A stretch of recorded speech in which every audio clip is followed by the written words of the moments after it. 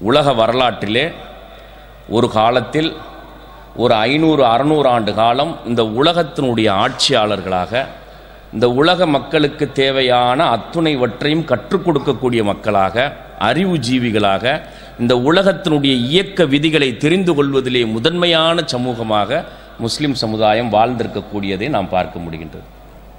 உலக வரலாற்று புத்தகங்களை, அறிஞர்களால் எழுதப்பட்ட வரலாற்று புத்தகங்களை புரட்டி பார்த்தோம் என்றால் தெரியும், இந்த உலகத்திற்கு நவீனமான சில விஷயங்களை, நுணுக்கமான சில விஷயங்களை கற்றுக் கொடுத்த சமூகத்தில் முதன்மையான சமூகமாக முஸ்லிம் சமுதாயம் வாழ்ந்திருக்கிறது. ஐரோப்பிய நாடுகள் முழுக்க முழுக்க அறியாமையிலே தவித்து கொண்டிருந்த நேரத்தில், பிரிட்டனில் வாழ்ந்தவனும் பிரான்ஸில் வாழ்ந்தவனும் ஆற்று தண்ணியையும் குளத்து தண்ணியையும் குடிச்சிக்கிட்டு இருந்த நேரத்தில் இரிகேஷன் சிஸ்டம் செய்து வீடுகளுக்கு முறையான நீர் பாய்ச்சக்கூடிய அளவிற்கு பைப்லைன் போட்டு நவீனமான வாழ்க்கை வாழ்ந்த சமூகம் முஸ்லிம் சமூகம், இஸ்லாமிய நிலப்பரப்புகளிலே வாழ்ந்த சமூகம். இப்படி உலகத்திற்கு தேவையான எல்லாவற்றையும் கற்றுக் கொடுத்து அதிலே ஆய்வுகள் மேற்கொண்டு உலகத்தினுடைய அறிவியல், சமூகவியல் விஞ்ஞானிகளாக, மருத்துவ விஞ்ஞானிகளாக வாழ்ந்த முஸ்லிம் சமுதாயம் இன்றைக்கு உலகத்தில் தெரியக்கூடிய எல்லா அறிவுகளிலும் சற்று பின்தங்கி இருக்கக்கூடிய சூழலில் நம் மீது பிற சமூகம் பாய்ந்து பிறண்டுகிறது. மேன்மை பெற்றிருந்த சமூகத்தில், நம்முடைய கை ஓங்கி இருந்த நேரத்தில் உலகத்தினுடைய முடிவுகளை எடுக்கக்கூடியவர்களாக இருந்தார்கள். மற்ற நாடுகளில் என்ன நடக்கணும், பொருளாதாரம் எப்படி இருக்கணும், சமூகவியல் எப்படி இருக்கணும், வேளாண்மை எப்படி நடக்கணும், வியாபாரம் எப்படி நடக்கணும், கொடுக்கல் வாங்கல் எப்படி நடக்கணும், இராணுவத்தில் என்னென்ன மாதிரியான மாற்றங்களை ஏற்படுத்தணும், எல்லாத்தையும் கற்றுக் கொடுக்கக்கூடிய சமூகமாக முஸ்லிம் சமுதாயம் வாழ்ந்தது.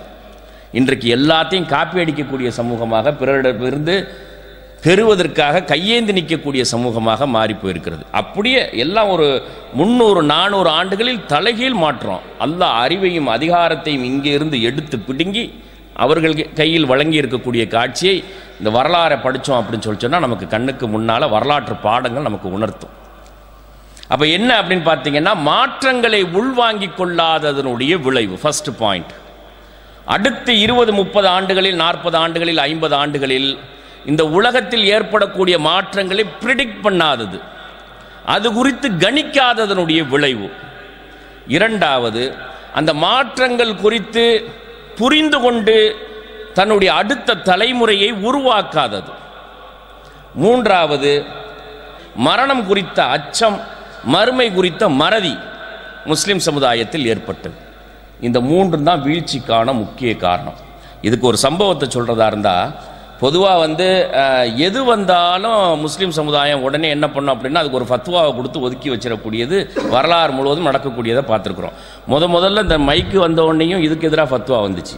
டேப் ரிகார்டு வந்தோடனையும் பார்த்தா இது என்ன டேப் ரிகார்டு கோழி சொல்லி கொடுக்குது, இங்கேருந்து காப்பி அடித்து அங்கேருந்து சொல்லி கொடுக்குது, சண்டை மூட்டி விடுது அப்படின்னு சொல்லி டேப் ரிகார்டுக்கு எதிராக ஃபத்வா கொடுத்தாங்க. இந்த ஃபத்வா கொடுக்குற தன்மை எந்த அளவுக்கு போணுச்சு அப்படின்னா, 1495 15ஆம் நூற்றாண்டினுடைய கடைசி பகுதி. அந்த 15ஆம் நூற்றாண்டுடைய கடைசி பகுதியில் ஜெர்மனில் கூடன்பர்க் அப்படின்னு ஒருத்தர் இருந்தார்.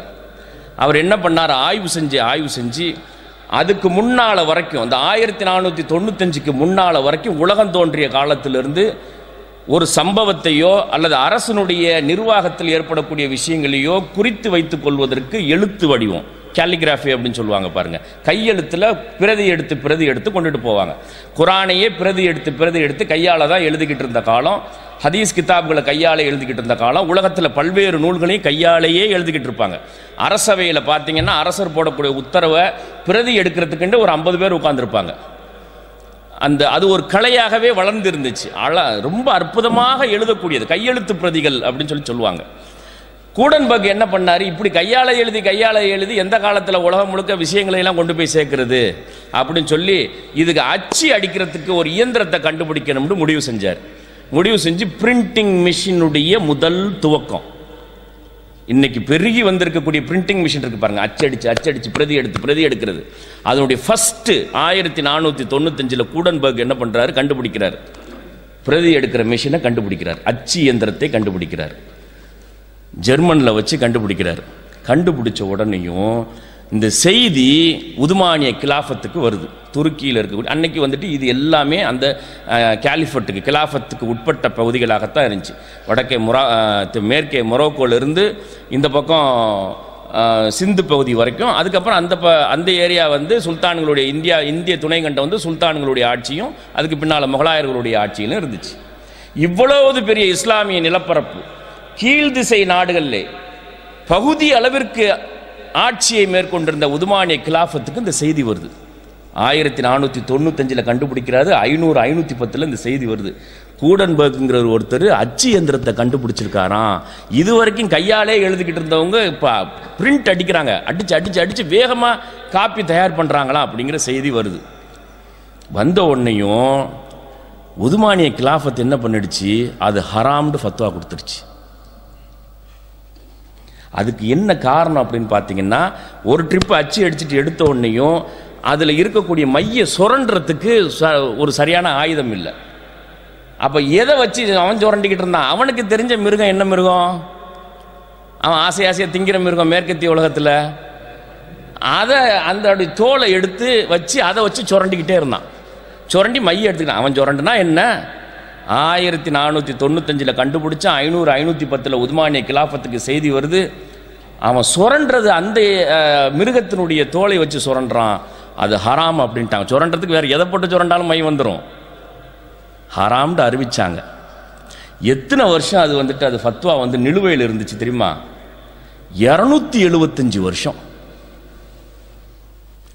275 வருஷத்துக்கு அப்புறம் அது கூடும்னு சொன்னாங்க. இந்த 275 வருஷத்தில் உலகம் முழுக்க கிறிஸ்துவ நூல்களை பைபிளை அவனுடைய அந்த பாடல்களை அடித்து உலகம் முழுக்க கொண்டு போய் சேர்த்துட்டான். 275 வருஷம் கழித்து அது கூடுன்ட்டாங்க. எந்த அளவுக்குன்னா தரங்கம்பாடிக்கு பிரிண்டிங் மிஷின்லாம் வந்து இறங்கிடுச்சு. நாகை மாவட்டம் தரங்கம்பாடிக்கு போர்ச்சுகீசியர்கள் வரும்போது பிரிண்டிங் மிஷின் கொண்டு வந்து அடித்து 1600 முதல்ல வந்துட்டு வெளியானது, மிஷின் மூலமாக வெளியானது கிறிஸ்தவ நூல்கள். முதல்ல தமிழில் புத்தகம் வெளியானது என்னென்னா கிறிஸ்தவ பைபிள் தான் வந்துச்சு, வெளியானுச்சு. 275 வருஷத்துக்கு அப்புறம் அது சரி அப்படின்னு சொல்லி அறிவித்தாங்க. எல்லா வேலையும் முடிஞ்சு போனதுக்கப்புறம் இந்த மாதிரி தான் இருக்கு நம்முடைய. இது மாதிரி பல சம்பவங்களை சொல்லலாம். வரக்கூடிய மாற்றங்கள் என்ன மாற்றங்கள் இருக்கிறது, அந்த மாற்றங்களை இஸ்லாமியப்படுத்தி இஸ்லாமிய வளர்ச்சிக்கு நாம் பணியாற்ற வேண்டும் என்கின்ற சிந்தனை குறைந்து போனதனுடைய விளைவாக இந்த 300 வருஷம் இருக்குது பாருங்கள் உலகத்தில். கடந்த 300 ஆண்டுகள் 1700 இந்த 2000 வரைக்கும் இந்த 300 வருஷத்தில் உலகத்தில் ஏற்பட்ட மாதிரி மாற்றம் உலகம் படைக்கப்பட்ட காலத்திலையும் ஏற்படலை. இந்த 300 வருஷத்தில் உலகத்தில் ஏற்பட்டிருக்கக்கூடிய வேகம் இருக்குது பாருங்கள். இந்த வேகம் எந்த காலத்திலையும் வரலாற்றிலையும் ஏற்படல. அல்லாஹ் சீக்கிரமாக எல்லாத்தையும் முடிச்சு வச்சிடணும்னு முடிவுக்கு வந்துட்டானோன்னு தோணும். அந்த வரலாறை படித்தோம்னா தோணும். அதிலும் குறிப்பாக 19ஆம் நூற்றாண்டில் அல்லாஹ் அக்பர் ஜெட்டு வேகத்தில் போக ஆரம்பிச்சிச்சு. அப்போ நம்ம என்ன செய்யணும்? நம்மளுடைய வேலைகள் என்ன? நெருக்கடியை சந்தித்து கொண்டிருக்கக்கூடிய இன்றைய சமூகம், இந்த சமூகம் அடுத்த வரக்கூடிய காலங்களில் நெருக்கடியை சந்திக்காமல் இருக்க வேண்டும் என்றால் நம்மளுடைய குழந்தைகள், நம்முடைய பிள்ளைகளை அந்த நெருக்கடியை மீளக்கூடிய, அதை வெற்றி கொள்ளக்கூடிய வலிமை மிகுந்த சமூகமாக உருவாக்கணும். இதை ஒவ்வொரு வீட்டிலிருந்தும் ஒவ்வொரு ஆண் பிள்ளையையும் பெண் பிள்ளையும் உருவாக்கணும். நம்ம அதிகமாக விமர்சிக்கக்கூடிய யூத சமூகம் இருக்குது பாருங்க. அல்லாஹ் திருமறையில் விமர்சிக்கக்கூடிய அந்த யூத சமூகம் 1.25 கோடி பேர் தான் உலகத்தில். உங்களுக்கு எல்லாத்துக்கும் தெரிஞ்ச விஷயந்தான். 1,45,00,000 பேர், 45லேருந்து 50 லட்சம் பேர் இங்கே இருக்கிறான், இஸ்ரேலில் இருக்கிறான். பாக்கி 1 கோடி பேர் உலகம் முழுக்க இருக்கிறான். அங்கே இருக்கிறது வெறுமனே 45 லட்சம் பேர் தான். அவன்கிட்ட அந்த 1,45,00,000 பேரும் ஒரே திசையை நோக்கி தான் தொழுகை நடத்துகிறான். நம்ம எப்படி வந்துட்டு உலகத்தில் 180 கோடி மக்கள், 180 கோடி முஸ்லீம்களும் ஒரு திசையை பார்த்து தொழுகை நடத்துகின்றோமோ, அவன் 1.25 கோடி பேரும் ஒரு திசையை நோக்கி தான் தொழுகை நடத்துகிறான். அது அந்த அவன் ஆக்கிரமித்து வச்சிருக்கக்கூடிய இஸ்ரேல் அந்த அங்கே இருக்கக்கூடிய ஒரு குட்டிச்சோறு ஒன்று இருக்குது, வெயிலிங் வால் அப்படின்னு சொல்லுவாங்க. அந்த செவத்தை நோக்கி தான் அவன் தொழுகை நடத்துகிறான்.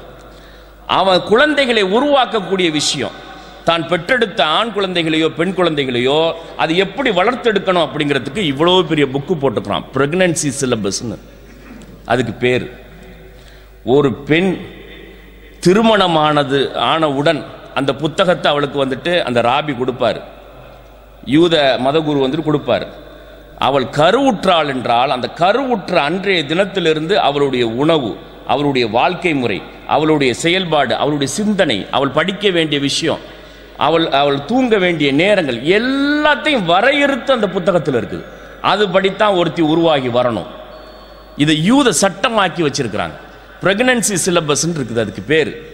எப்படின்னு பார்த்தீங்கன்னா, கருவுற்ற ஒன்றையுமே அவள் கண்ணாடி முன்னாடி போய் என்னன்னு சொல்லுவாளாம், இந்த உலகத்தை ஆளக்கூடிய ஒரு தலைமகனை பெற்றெடுக்க போகிறேன். டெய்லி சொல்ல வேண்டிய வார்த்தை, இந்த உலகத்தை ஆளக்கூடிய ஒரு தலைமகனை நான் பெற்றெடுக்க போகின்றேன் அப்படின்ட்டே சொல்லிக்கிட்டு இருப்பாளாம். கணவனும் மனைவியுமாக சேர்ந்து அவர்கள் பேசிக்கொள்கின்ற விஷயம் என்னவா இருக்கு தெரியுமா? கணிதத்தில் ரொம்ப மேத்தமெட்டிக்ஸில் ரொம்ப காம்ப்ளிகேட்டடான ஒரு கான்செப்ட் எடுத்து வச்சு அதை வந்துட்டு விடுவிக்கிறது சம்பந்தமாக தான் டிஸ்கஸ் பண்ணணும், கணிதவியல் கோட்பாடு. ஏன்னா அவள் கருவுற்றிருக்கும் போது அவளுடைய சிந்தனை, செயல்பாடு, அவள் கேட்கக்கூடியது எல்லாமே அவளுடைய குழந்தைக்கும் தொடர்பு இருக்கிறது என்கின்ற அடிப்படையிலே அவள் பேசுகிற பேச்சிலிருந்து, சிந்தனையிலிருந்து, சாப்பாடு முறை என்ன சாப்பிடணும், மீன் எந்த நேரத்தில் சாப்பிடணும், எந்த மீனுடைய தலையை சாப்பிடணும், எந்த மீனுடைய தலையை சாப்பிடக்கூடாது, பாதாம் பருப்பு எத்தனை சாப்பிடணும், தேனி எத்தனை சாப்பிடணும், ஆலிவ் ஆயில் எத்தனை, எல்லாத்தையும் ஒரு பாட புத்தகமா எங்கேயாவது நம்ம பார்த்துருக்கிறோமா? அதை கடைபிடிக்க முடியுமா? இதை ஃபாலோ பண்ண முடியுமா? ஃபாலோ பண்ணி கொண்டிருக்கிறார்கள் இன்றைக்கும். இது சம்பந்தமாக வந்துட்டு சந்திரசேகர் என்று சொல்லக்கூடிய ஒரு தமிழகத்தைச் சேர்ந்த ஒரு மருத்துவர் போய் அங்கே உட்கார்ந்து எல்லாத்தையும் டீட்டெயிலாக வந்து இது சம்பந்தமாக ஆய்வு செய்திருக்கிறார். அப்போ என்ன அப்படின்னா, அடுத்தடுத்த தலைமுறையை உருவாக்குவதில் அவர்கள் செலுத்துகின்ற கவனம் அதுதான் வந்துட்டு வளர்ச்சிக்கு கொண்டுட்டு போகும். ஒரு சமூகம் சந்திக்கக்கூடிய பிரச்சனையிலிருந்து எதிர்கால தலைமுறை அந்த பிரச்சனைகளை சந்திக்க கூடாது என்றால் வீட்டிலிருந்து வேலையை ஸ்டார்ட் பண்ணணும்.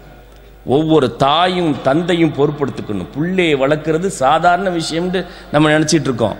தாயிடமும் தந்தையிடமும் நம்பி ஒப்படைக்கப்பட்ட இறைவனுடைய அமானிதம் குழந்தைகள், அல்லாஹ்வுடைய அமானிதம். அந்த குழந்தைகளை நம்மளுடைய காலச்சூழலுக்கு ஏற்றவாரோ, நம்மளுடைய நிலைக்கு ஏற்றவாரோ, சிந்தனைக்கு ஏற்றவாரோ எல்லாம் வளர்த்த முடியாது. அல்லாஹ்வும் அல்லாஹ்வுடைய ரசூலும் காட்டிய வழியில் நாம் வளர்த்தெடுக்க வேண்டும். குழந்தைகளை உருவாக்குவதிலே கவனம். அப்படி கவனம் செலுத்தப்பட்ட சமூகங்கள் வெற்றி அடைந்திருக்கக்கூடியதை நாம் பார்க்கலாம். வீடு கட்டுறோம் பாருங்க, ஊர்களில் வீடு கட்டுறோம். எல்லாரும் வெளிநாட்டுக்கு வந்தோடனே செய்யக்கூடிய முதல் வேலை என்னென்னா, இருக்கிற வீட்டை கட்டி இடிச்சு விட்டு பெருசாக வீடு கட்டி கிளம்பி வரவொடனே பூட்டி போட்டு வந்துட வேண்டியது. இதுதான் நடந்துக்கிட்டு இருக்கு. முக்காவாசி முஸ்லீம் கிராமங்களில் போய் பார்த்தோமாக்கும், மாப்பிள்ளை வெளிநாட்டிலேருந்து வந்த அன்னைக்குன்ட்டு மாத்திரம் அந்த ஒரு 10 நாளைக்கு லைட் எரியும், அதுக்கப்புறம் முடிஞ்சு போயிடும். லட்சக்கணக்கான ரூபா போட்டு கட்டுற வீடு. இந்த வீடு கட்டுறது எப்படி என்பதை இஸ்லாமிய வரலாற்றில் குலஃபாய ராஷிதீன்கள் காலத்து, கலீஃபாக்களுடைய காலத்துக்கு பிறகு முஸ்லீம் சமுதாயம் காட்டி தந்தது. உலகத்தில் வாழக்கூடிய முஸ்லீம் சமுதாயம் அல்லாஹ்வுடைய வார்த்தையிலிருந்தும் பெருமானார் ரசூலுல்லாஹி ஸல்லல்லாஹு அலைஹி வஸல்லம் கலாச்சாரம், சொல் செயலிலிருந்தும் எடுத்துக்கொண்டார்கள். ஒரு வீட்டுக்கு போகிறோம், ஒரு வீட்டுக்கு போய் கதவுக்கு முன்னால் நின்று அஸ்ஸலாமு அலைக்கும்னு குரல் கொடுக்குறோம். அப்போ வீடு எப்படி அமையணும்? பார்வை உள்ளே போகக்கூடாது, வார்த்தை இது மட்டும்தான், சவுண்டு மட்டும்தான் போகணும். இங்கே பல வீடுகள், பழைய பதுக்களுடைய வீடுகளை நீங்கள் பார்க்கலாம். வீட்டினுடைய வாசல் இப்படி இருக்கும், தலைவாசல் இப்படி இருக்கும், உள்ளே போகக்கூடிய வாசல் இப்படி இருக்கும். இங்கே இருந்துக்கிட்டு பார்த்தா செவர் தான் தெரியும், இவன் இங்கேருந்து வந்து இப்படி திறப்பாங்க. இதுதான் சிஸ்டம். வெளியில இருந்து எவ்வளவு தூரத்தில் இருந்து பார்த்தாலும் வீட்டுக்குள்ளே யார் இருக்கிறதுங்கிறது தெரியாது. நம்ம கட்டக்கூடிய இன்னைக்கு பளபளப்பான வீடுகள், ரோட்டில் பஸ்ஸில் போகிறவன் பார்க்கலாம், வீட்டில் கொள்ளவாசலில் என்ன நடக்குது அப்படின்னு சொல்லி ஃபுல்லாக இது நம்ம கட்டக்கூடிய. இது இல்லாமல் ஒரு வீடு கட்டுறது வந்து அடுத்தடுத்த தலைமுறை வாழணுங்கிற அடிப்படையில் முஸ்லீம் சமுதாயம் இல்லம் வீடுகளை கட்டினார்கள், பள்ளிவாசலை கட்டினார்கள். தமிழகத்தில், இலங்கையில் கட்டப்பட்ட பள்ளிவாசல் இருக்குது பாருங்கள். இந்த ஒரு 50 ஆண்டுகளுக்கு முன்னால், 100 ஆண்டுகளுக்கு முன்னால் கட்டப்பட்ட பள்ளி, ஒவ்வொரு பள்ளியினுடைய ஸ்டெபிலிட்டி காலம் என்பது 500 ஆண்டுகள், 600 ஆண்டுகள். விருதுநகருக்கு போயிருந்தப்போ நான் அங்கே கல்லுப்பள்ளி, ஒரு கல்லுப்பள்ளி இருக்குது பாருங்கள். Ground floor, first floor. இந்த 2 பள்ளியும் அந்த பழங்காலத்து கற்களை வைத்தே கட்டியிருக்கிறார்கள். அந்த ஊரில் இருக்கிறவங்க வேலையை முடிச்சுட்டு வந்து சாயங்காலத்தில் அவங்க கைப்பட உழைச்சி வேர்வையில் கட்டப்பட்ட பள்ளி. ஸ்டெபிலிட்டி காலம் என்ன? ஒரு பள்ளி கட்டுறதுக்கு 500 வருஷம் 600 வருஷம் இருக்கும். கீழக்கரை ஜும்மா பள்ளி இருக்குது, ஜும்மா பள்ளி எப்போ கட்டினது? 16ஆம் நூற்றாண்டில் கட்டப்பட்டது. 500 ஆண்டுகள் 600 ஆண்டுகள். திருச்சி உறையூரிலே ஒரு பள்ளி இருக்கு, கட்டப்பட்ட 900 ஆண்டுகள். பள்ளிவாசல் கட்டினாலும் எது கட்டினாலும் முஸ்லிம் சமுதாயம் அது இந்திய கட்டிடவியலோடு சேர்ந்து கட்டினார்கள். ஒரு பள்ளியினுடைய ஸ்டெபிலிட்டி காலம் 500 ஆண்டுகள் 600 ஆண்டுகள் 1000 ஆண்டுகள். வீடுகள் கட்டினாலும் சரி மண்ணில் தான் கட்டினாங்க. அந்த மண்ணில் என்ன இருக்குமோ அதை கொண்டு வீடு கட்டினார்கள், ஆனந்தமாக வாழ்ந்தார்கள். ஒருத்தர் வீடு கட்டிட்டு போனார் அப்படின்னு சொல்லி சொன்னால் அது 300 வருஷம் 400 வருஷத்துக்கு வீடு இருக்கும். இன்றைக்கு கோடிக்கணக்கான ரூபா போட்டு கட்டக்கூடிய கட்டிடங்களுடைய ஸ்டெபிலிட்டி காலம் எத்தனை ஆண்டுகள்? கடற்கரை ஏரியாவில் வீடு கட்டணும்னு வச்சுக்கோங்க, 30 வருஷம் 40 வருஷத்தில் பொல அப்படியே கொட்டி போயிடும். இது அறிவுள்ள சமூகம் செய்யக்கூடியதா, அறிவற்ற சமூகம் செய்யக்கூடிய வேலையாது? சிமெண்ட் கலாச்சாரம் என்பது சமீபத்தில் சென்னையில் ஐஐடியை பற்றி உங்களுக்கு தெரியும். இந்தியாவினுடைய மிக உயர்ந்த பொறியியல் பல்கலைக்கழகங்கள் ஐஐடி இருக்குது. அந்த ஐஐடியில் ஒரு கான்ஃபரன்ஸில் யார் பேசுகிறதுன்னு பார்த்தீங்க அப்படின்னு சொன்னால் சிவில் இன்ஜினியரிங் கிளாஸ் எடுக்கக்கூடிய ஒரு ப்ரொஃபஸர் பேசுகிறாரு. எங்கேருந்து வந்திருக்காருன்னா சிகாகோவிலேருந்து ஒரு யூனிவர்சிட்டியிலேருந்து வந்திருக்கிறார். ஒரு அமெரிக்கன் வந்து பேசுகிறார். அவர் என்ன சொன்னார்னா, சிமெண்ட்டு தான் மனிதர்களுக்கு தீங்கு விளைவிக்கக்கூடியதில், மனிதர்களுக்கு வியாதியை தரக்கூடியதில் முதன்மையாக இருக்கிறது. வீடுகளை சிமெண்ட் போட்டே கட்டக்கூடாதுங்கிறார். சிமெண்ட் கலாச்சாரம் என்பது ஐரோப்பிய கலாச்சாரம். வெயில் குறைவாக இருக்கக்கூடியதை மதிய நேரத்தில் அதை வாங்கி கொண்டு இரவு நேரத்தில் கதகதப்பாக ஏற்படுத்தி தரும். அதுக்கு தான் சிமெண்ட் பயன்படுத்தப்படுகிறது. இன்னும் பிற பொது காரியங்கள் நடத்துறதுக்கு, பிரிட்ஜ் கட்டுறதுக்கு, ரோடு போடுறதுக்கு பயன்படுத்திக்கலாம், வீடு கட்டுறதுக்கு பயன்படுத்தக்கூடாது அப்படின்னு சொல்லி பேசிட்டு போனார். அது வரைக்கும் நம்மாழ்வார் போன்ற இந்த இயற்கை ஆர்வலர் கத்திக்கிட்டே இருந்தாங்க, எந்த பத்திரிகையிலையும் போடலை. ஐஐடியில் ப்ரொஃபஸர் பேசினார்னு எல்லா பத்திரிகையிலையும் போட்டாங்க ஃபுல்லாக. ஹைகோர்ட்டை வந்துட்டு புனரமைப்பு செஞ்சாங்க, மேலே கட்டடத்தை வந்துட்டு மாற்றி அமைச்சாங்க. நீதிபதி உத்தரவு போட்டார், சிமெண்ட்டை பயன்படுத்தக்கூடாது நீ அப்படின்ட்டு. ராஜபாளையத்திலிருந்து இயற்கையான முறையில் கட்டிடம் கட்டக்கூடியவர்களும் செம்மண் கலவை என்ன போட்டு வீடு கட்டணும்? மண் வீடு என்னென்ன போட்டு கட்டினாங்க? சுண்ணாம்பு, கடுக்கா, முட்டையினுடைய வெள்ளத்தோல் போட்டு உருட்டி அடிச்சோம்னா 500 வருஷம் வீட்டுக்குள்ள கதன்னு இருக்கும். மண் வீடு கட்டி வச்சிருக்கிறாங்க பாருங்க, எந்த வியாதியும் வராது. இன்னைக்கு அத்தனை வயிறு சார்ந்த வியாதிகளுக்கும் காரணம், அடிப்படை காரணம் என்னன்னா, ஹைட்டையும் குறைச்சி கட்டுறோம். 10 அடிக்கு கையை வச்சா தொடும். அது இல்லாமல் தீப்பெட்டி அடுக்கிற மாதிரி அடுக்குமாடி கட்டடங்கள் வேற, குடியிருப்பு வேற கட்டுறான். சென்னையில் பார்த்தீங்கன்னா ஒரு டாய்லெட்டுக்குள்ள ஒரு குடும்பம் இருக்கும். அதுக்கு சென்னையில் ஒரு டாய்லெட் 10க்கு 10க்குள்ள ஒரு குடும்பம், 4 குடும்பம் 5 குடும்பம் வசிக்கக்கூடிய காட்சியை நீங்கள் சென்னையில் பார்க்கலாம். அவ்வளவும் வியாதி. கலாச்சாரத்தை மறந்தது, தன்னுடைய அடையாளத்தை மறந்தது, முஸ்லிம் சமுதாயம் காட்டி தந்த வழிமுறையை மறந்தது. இப்படி கலாச்சாரத்தை மறக்கக்கூடிய சமூகமாக மாறிக்கொண்டிருக்க சமூகத்தில் இந்த கலாச்சாரத்தை மீட்டெடுக்கணும். எப்படி மீட்டெடுப்போம்? வீடு கட்டுறது எப்படி? ஒன்றும் செய்ய தேவையில்லை. நம்ம பிள்ளைங்க, உங்கள் ஆம்பளை பிள்ளை படிச்சுட்டு இருக்க பிள்ளைக்கு கொஞ்சம் கணக்கு நல்லா போட வரும், கொஞ்சம் ரசாயனம் கெமிஸ்ட்ரி கொஞ்சம் நல்லா வரும், மேத்ஸ் ஃபிசிக்ஸ் கெமிஸ்ட்ரி இயற்பியல் கணிதம் இயற்பியல் வேதியியலில் கொஞ்சம் நல்ல விவரமான பிள்ளையாக இருக்குது, பையனாக இருக்கிறான் அப்படின்னா +2 முடிச்சுட்டு 5 வருஷம் ஆர்கிடெக்ட் படிக்க வைக்கணும்.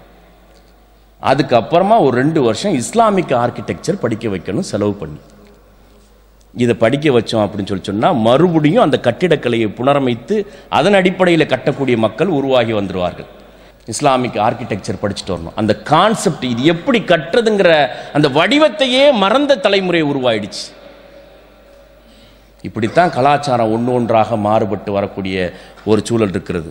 உணவிலே நம்முடைய கலாச்சார மாறுபாடு எவ்வளவு மோசமான சூழலில் வாழ்ந்துட்டு இருக்கிறோம். உணவு முறையிலே சாப்பிடக்கூடிய அரிசியிலேருந்து அத்தனையும் விஷம். சாப்பிட்ற அரிசி, கீரை, காய்கறி எல்லாத்துலேயும் விஷம். எந்த உணவுப் பொருட்களை எடுத்தாலும் சரி, 66 விழுக்காடு தமிழகத்திலே புழக்கத்தில் இருக்கக்கூடிய பாலில் கலப்படம். எல்லா உணவும் விஷமாக்கப்பட்டிருக்கிறது.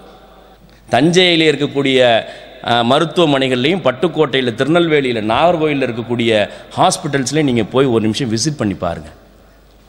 மருத்துவக் கல்லூரி இருக்கக்கூடிய தஞ்சாவூரில் வந்துட்டு இருக்கக்கூடிய ஹாஸ்பிட்டல்ஸில் பொட்டன்ஷியல் இன்கம் எங்கேருந்து வருதுன்னு பாருங்கள். கார் எடுத்துகிட்டு போய் பார்க்கக்கூடியதாக மாறி போய் எல்லாம் என்ன வாழ்க்கை முறையும் உணவு முறையும் மாற்றப்பட்டிருக்கிறது. பெருமானார் ரசூலுல்லாஹி ஸல்லல்லாஹு அலைஹி வஸல்லம் சொன்னார்கள், மனித உடலிலே ஒரு பாகம் இருக்கிறது, நோயினுடைய பிறப்பிடங்கள் 2. நோயினுடைய பிறப்பிடங்கள். அருமையான ஒரு கருத்தை சொன்னார்கள் மௌலவியோங்க. காய்ச்சலை பற்றி சொன்னாங்க. இமாம் இப்னு கையூம் அல் ஜௌசியா அவர்களுடைய திப்ப நபவின்ற அந்த புத்தகம் நெட்டில் இருக்குது. 1000 பக்கத்துக்கு இருக்குது. எந்தெந்த வியாதிக்கு என்னென்ன வடிவத்தில் வைத்தியம் பார்க்கணுங்கிற கான்செப்டை எழுதி வச்சுட்டு போன சமூகம் முஸ்லிம்ஸ். அதன் அடிப்படையில் வைத்தியம் பார்த்து உலகத்தினுடைய தலை சிறந்த மருத்துவ முறையாக அதை நிலை பெற்றிருந்த சமூகம். எப்படியெல்லாம் சாப்பிடணும், மனித உடலிலே நோயினுடைய பிறப்பிடங்கள், மனித உடலிலே ஒரு பாகம் இருக்கிறது. அந்த ஒரு பாகம் சீராக இருந்துச்சுன்னா மனித உடலும் சீராக இருக்கும், முழு உடலும் சீராக இருக்கும்.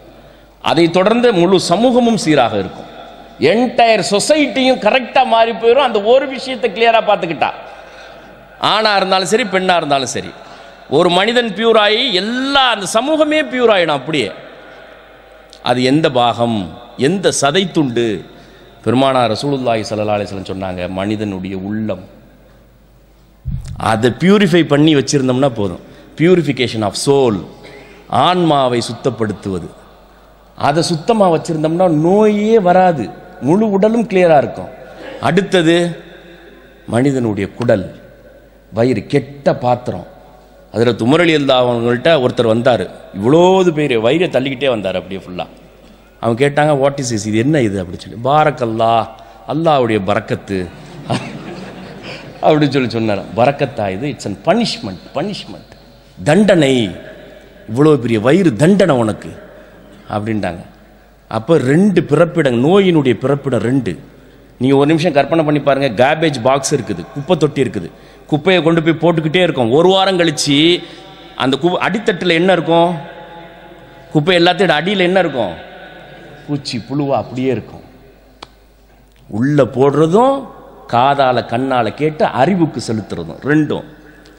மூளையையும் பாதுகாக்கணும். தட் இஸ் உள்ளம், கல்பு, மூளை எல்லாத்தையும் சேர்த்து. அறிவு, ஆன்மாவையும் பாதுகாக்கணும், வயிற்றையும் பாதுகாக்கணும். இது 2ஐயும் ப்ரிவென்ஷன். இது எப்படி பாதுகாக்கிறது தான் இஸ்லாமிக் மெத்தடாலஜி. அதுதான் திப்பு நபவி பெருமானார் ரசூலுல்லாஹி ஸல்லல்லாஹு அலைஹி வஸல்லம் காட்டி தந்த வழிமுறை. இதனோடு மிக நெருக்கமாக ஒத்துப்போகக்கூடியதுன்னு பார்த்தீங்கன்னா சித்த மருத்துவமும் ஆயுர்வேத மருத்துவமும். ஆன்மாவை பாதுகாக்கணும், நோய் வராமல் உன்னுடைய வாழ்க்கை உணவையே கொண்டு தடுத்துரு, நோயே வரவிடாம பண்ணிரு. இன்றைக்கு இருக்கக்கூடிய அலோபதி மெடிசின் என்ன சொல்லும்?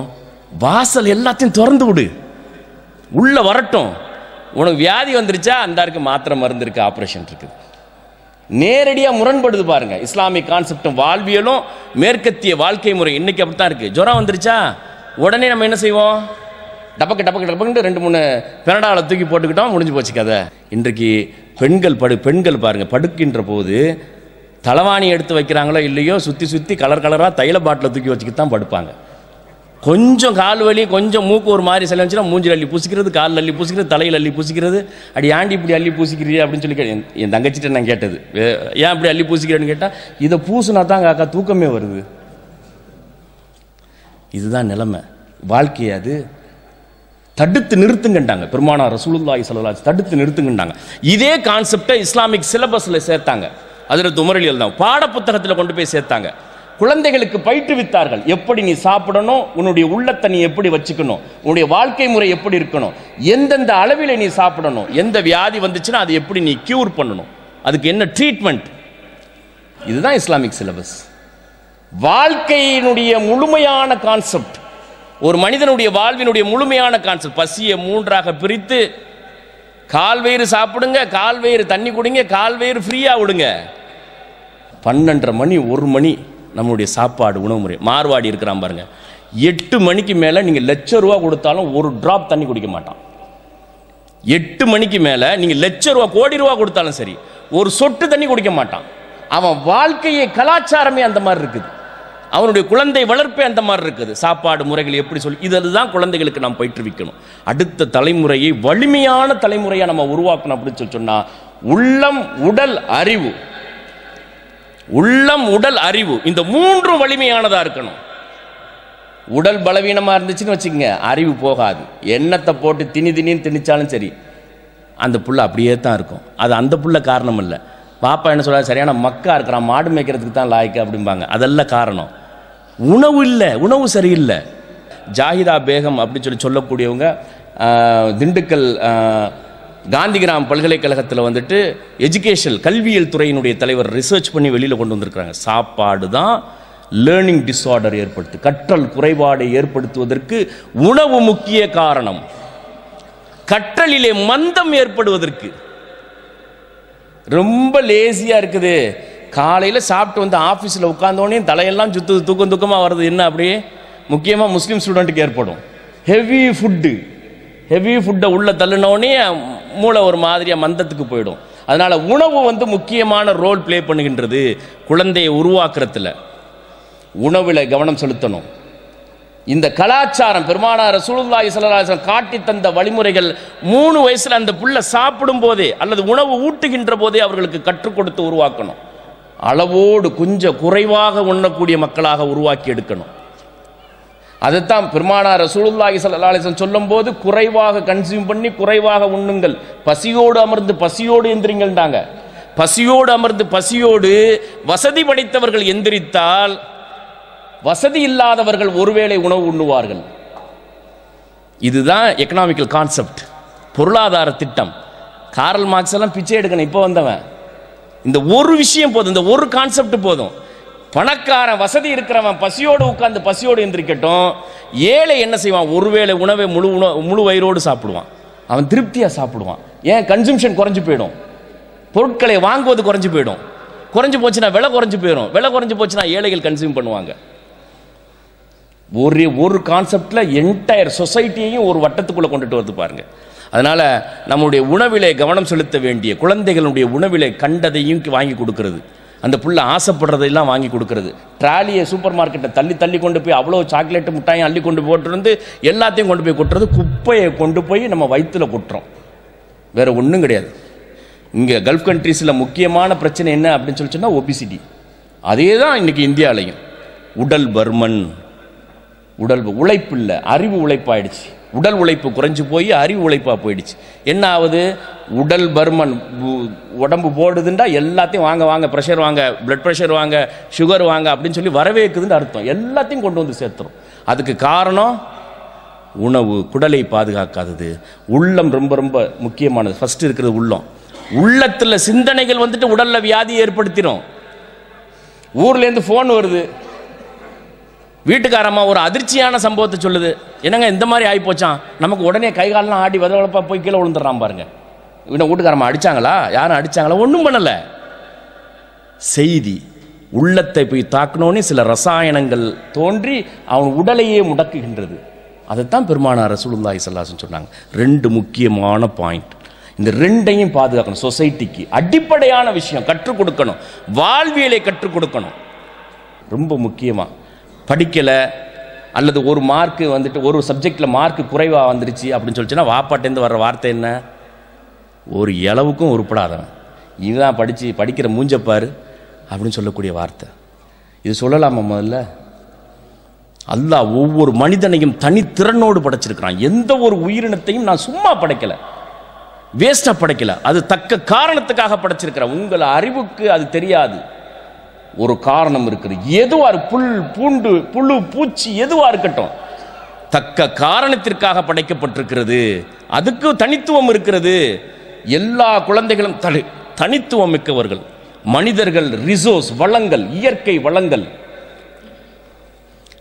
ஒரு மார்க் கம்மி, ஒரு சப்ஜெக்டில் கம்மியாக வாங்கிட்டா என்ன? அதே மாதிரி ஒருத்தர் தொழில் செய்கிறாரு, ஒரு தொழில் செய்யும் போது முயற்சி எடுக்கிறாரு, வேலை செஞ்சுட்டு இருக்கும்போது ஒரு பிஸ்னஸ் பண்ணுவோம் அப்படிங்கிற ஆர்வம் வருது. பெருமானார் ரசூலுல்லாஹி ஸல்லல்லாஹு அலைஹி வஸல்லம் வியாபாரத்தை அப்படி ஊக்குவிச்சு சொல்லியிருக்கிறாங்க. அதில் தான் பரக்கத்து இருக்குது. வியாபாரம் செய்யுங்க அப்படின்னு சொல்லியிருக்கிறாங்க. அந்த ஒரு கான்செப்ட் எடுத்துக்கிட்டு தான் நம்ம ஏறக்குறைய 1300 வருஷம் வந்துட்டு தமிழக முஸ்லீம் சமூகம் எப்படி அடையாளப்படுத்தப்பட்டிருக்கிறது. அது இலங்கையிலே வாழ்ந்த முஸ்லீம் சமூகம், தென்னிந்தியா இந்திய பெருங்கடலிலே வாழக்கூடிய முஸ்லீம் சமூகம் அனைவரும் வியாபாரிகள், ட்ரேடர்ஸ், பொருள் வாங்கி பொருட்களை ஏற்றுமதி செய்யக்கூடியவர்கள், இறக்குமதி செய்யக்கூடியவர்கள் என்று அடையாளம் காட்டப்பட்டிருக்கிறது. இந்த 35 வருஷத்தில் மாத சம்பளத்துக்கு மாறக்கூடிய ஜெனரேஷனாக மாறி இருக்கு பாருங்க. மாத சம்பளம் நம்ம கலாச்சாரமே கிடையாது, அது வெஸ்டர்ன் கல்ச்சர். நம் மீது திணிக்கப்பட்டிருக்கிறது. 10வது படிக்கணும், 12வது படிக்கணும், இன்ஜினியரிங் படிக்கணும், ஒரு கம்பெனியில் கொண்டு போய் சர்டிஃபிகேட் கொடுத்துட்டு வேலை தேடணும், உட்கார்ந்துருக்கணும், 8 மணி நேரம் 10 மணி நேரம் வேலை செய்யணும், மாதம் முடிஞ்சால் சம்பளம் வாங்கணும், 58 வயசான ரிட்டையர் ஆகிரும். What is this? இது நம்முடைய கலாச்சாரமாக கிடையவே கிடையாது. வணிகம் செய்யக்கூடிய கலாச்சாரம், வியாபாரம் செய்யக்கூடிய கலாச்சாரம். ஒரு மனிதர் வியாபாரம் செய்கிறாரு, இப்போ மாத சம்பளத்தில் இருந்துக்கிட்டு கல்ஃபில் கண்ட்ரியிலே அங்கேயே வியாபாரம் செய்கிறார். வியாபாரம் செய்யும்போது எடுக்கிற முயற்சி வந்துட்டு முதல் முயற்சி வெற்றிக்கான அறிகுறி என்னென்னா தோல்வி தான் ஏற்படும். 2வது முயற்சி தோல்வி ஏற்படும், 3வது முயற்சி தோல்வி போட்டு போதே அதோடு முடிஞ்சு போயிடுறதா? சரி, தோல்வி ஏற்பட்டுச்சு அப்படின்னு ஒரு ஆம்பளை வீட்டுக்கு வர்றான்னு வச்சுக்கோங்க. பொண்டாட்டி என்ன சொல்லணும்? வீட்டில் இருக்க மனைவி என்ன சொல்லணும்? வீட்டுக்குங்க, அதெல்லாம் இட்ஸ் யூஷுவல், அப்படித்தான் நடக்கும், முயற்சி எடுங்க முயற்சி எடுங்க அப்படின்லாம் சொல்லி கொடுக்கணும். என்ன வார்த்தை வரும்? என் நகையெல்லாம் கொண்டு போய் விற்று நாசமாக்கி விட்டான், முடிஞ்சு போச்சு, உருப்படாதவன் இவன், சம்பாரிச்சு வியாபாரம் செய்ய போனான், ஒழுங்காக வேலையை பார்க்க வேண்டியதான். பொண்டாட்டி வாயிலிருந்தே அதிகமாக நேசிக்கக்கூடிய ஒரு ஆன்மா, அதிகம் நேசிக்கக்கூடியது. ஒரு வார்த்தை அட விடு போனா போயிட்டு போகுது, அடுத்து இன்னும் முயற்சி பண்ணி பார்த்துக்கணும்னு சொன்னால் இவனுக்கு எக்ஸ்ட்ரா பூஸ்ட் அடித்த மாதிரி இருக்கும், அதுவே வெற்றி கொண்டு. அதுதான் நியூரோ சைக்காலஜி அப்படின்னு சொல்லுவாங்க. நியூரோ சைக்காலஜி என்ன பண்ணுறான் தெரியுமா? இப்போ மேலை நாடுகளில் நோய் எதிர்ப்பு சக்தி குறைவாக உள்ள மனிதர்களை கூப்பிட்டு உட்கார வச்சு அவர்களுக்கு நெருக்கமான அன்பு செலுத்தக்கூடிய விரும்பக்கூடிய மனிதனை எதிரில் உட்கார வச்சு, வாப்பா செத்த நேரம் பாசிட்டிவாக பேசிக்கிட்டு இருக்கிறான். இந்த பாசிட்டிவான வார்த்தை, உன்னால் எல்லாம் முடியும், எந்திரிச்சு நிற்க முடியும், நீ பெரிய ஆள், அல்லாஹ் உனக்கு பரக்கத் செஞ்சிருக்கான், இந்த வார்த்தைகள் இருக்கு பாருங்க, அதை கணிக்கிறான் பாருங்க, செக் பண்ணுறான், நோய் எதிர்ப்பு சக்தி இன்க்ரீஸ், இம்யூன் பவரே அப்படியே அவனுக்கு இன்க்ரீஸ் ஆகுது. அப்போ ஒரு வளர்கின்ற குழந்தை, அந்த குழந்தையை வந்துட்டு அல்லாஹ்வுடைய அமானிதம், அந்த குழந்தை நமக்கு அமானிதமாக வழங்கப்பட்டிருக்கக்கூடிய குழந்தை 10 சப்ஜெக்டில் ஃபெயிலாக போகட்டும், மார்க் ஒரு குழந்தையினுடைய அறிவை எடை போடுவதற்கான திறன், அது அளவுகோலாது மதிப்பெண். இந்த சிஸ்டம் குப்பை சிஸ்டம். இது 10வது படிக்கணும், அள்ளி குப்பையெல்லாம் கொண்டு போய் மண்டையில் ஏற்றணும், அதை போய் வாந்தி எடுக்கணும், பாட புத்தகத்தில் பரீட்சை பேப்பரில் வாந்தி எடுக்கணும், மார்க் வாங்கணும், 1 மார்க் 5 மார்க் குறைஞ்சி போச்சு, 10 மார்க் குறைஞ்சி போச்சு, அத்தனை பர்சன்டேஜ் வந்து இத்தனை பர்சன்டேஜ். It's all nonsense. அறிவை எடை போடுவதற்கு ஒரு தளம் இருக்கு, எடைகள் எதுவும் இருக்குது அந்த உலகத்தில்? ஒரு மனிதனுடைய ஆற்றலை எடை போடுவதற்கு மதிப்பெண் ஒரு மனிதனுடைய ஆற்றலை அளவீடு செய்யக்கூடியது. அது பிரிட்டிஷ்காரன் காட்டி கொடுத்தது குப்பை சிஸ்டம். இது ஒரு தேர்வை வைத்தெல்லாம் நாம் எடை போட்டு விடக்கூடாது, ஒரு தோல்வியை வைத்தெல்லாம் நாம் எடை போட்டு விடக்கூடாது. ஒரு வார்த்தை நீங்க நெகட்டிவா பேசுறீங்க உங்க ஆண் பிள்ளைகிட்ட, குறிப்பா ஆண் பிள்ளைகள்கிட்ட, இந்த பெண் பேசுறதுக்கு பாருங்க, நீ உருப்படாதவன், ஒண்ணுக்கு லாய்க்கில்லாதவன் அப்படிங்கிற வார்த்தை இருக்கு பாருங்க, அவனுடைய ஆண்மையே முடக்கிறோம். அவனுடைய ஆண்மை, என்டையர் சிஸ்டம், என்னடா இது இப்படி போச்சே, வெறுத்து போயிடுவான். அதில் தான் உள்ளம் பாதிக்கப்பட்டது, அதோடு முடங்கி போயிடுவான் ஃபுல்லாக. ஆதரவான வார்த்தைகள் தான் தேவை இன்றைக்கு, அதுக்கு தான் தேடி அலையுது மக்கள். எவனாவது 4 நல்ல செய்தி சொல்ல மாட்டானா? எவனாவது 4 நல்ல வார்த்தை சொல்லி தர மாட்டானா? அப்படி எங்கே போனாலும் உருப்படாதவன், விளங்காதவன், ஒன்றுக்கு லாய்க்கில்லை, இந்த மாதிரியே மக்கள் சொல்லுத அப்படிங்கிற மாதிரி ஏங்கி போயிருக்கிறது, நல்ல வார்த்தைக்காக ஏங்கி போயிருக்கிறது. அதனால் ஆண் பிள்ளைகளை வளர்த்தெடுப்பது சாதாரண விஷயம் இல்லை. பெண்கள் கையிலிருந்து உருவாகக்கூடிய ஆண் பிள்ளைகளுக்கு சில கோளாறு ஏற்படும். பெண்கள், ஏன்னா எல்லாரும் இங்கே இருக்கிறோம், பிள்ளையை வளர்க்கக்கூடிய பொறுப்பு யார்கிட்ட இருக்குது? தாய்மார்கள்ட்ட இருக்குது. ஆனால் அது சரி கிடையாது. தந்தை யார்? ஆண் குழந்தையினுடைய ஐடியாலஜி ஹீரோ. அத்தாவை பார்த்து அப்படியே காப்பி அடிப்பான். எங்கள் அத்தா மாதிரி வீரமான ஆள் கிடையாது. ஹீரோ எதை பார்த்தாலும் எங்கள் அத்தா வரணும், பிள்ளை நைட்டில் தூங்க மாட்டான், எங்கள் அத்தா வரட்டும், வாப்பா வரட்டும். ஏன்? அவனுடைய முதல் கண்ணுக்கு முன்னால் காட்டிய தெரிந்த ஹீரோ அவன் தான், அத்தா தான். அதனால அத்தாவுடைய பழக்கமெல்லாம் பிள்ளைகளுக்கு வரும் ஃபுல்லாக. மகரிப்புக்கு பாங்க சொன்னோடனே அத்தா சிகரெட்டு குடிச்சு டே தொழுவப்படாமல் பாரு, வாப்பா நீங்கள் என்ன பண்ணிக்கிட்டு இருக்கிறீங்க அப்படின்னு சொல்லிட்டு திருப்பி கேட்கும். விவரம் தெரிஞ்ச பிள்ளை ஃபுல்லாக அப்படியே திருப்பி கேட்கும். இமிட்டேட் பண்ணுங்க பிள்ளைங்க. இன்னும் சின்ன பிள்ளைங்க இருக்கு பாருங்க, 3 வயசு 4 வயசு பிள்ளைங்க, அதுக்கு செய்தி உள்ள போய் ஆக்டிவேட் ஆகக்கூடிய பருவம் கிடையாது.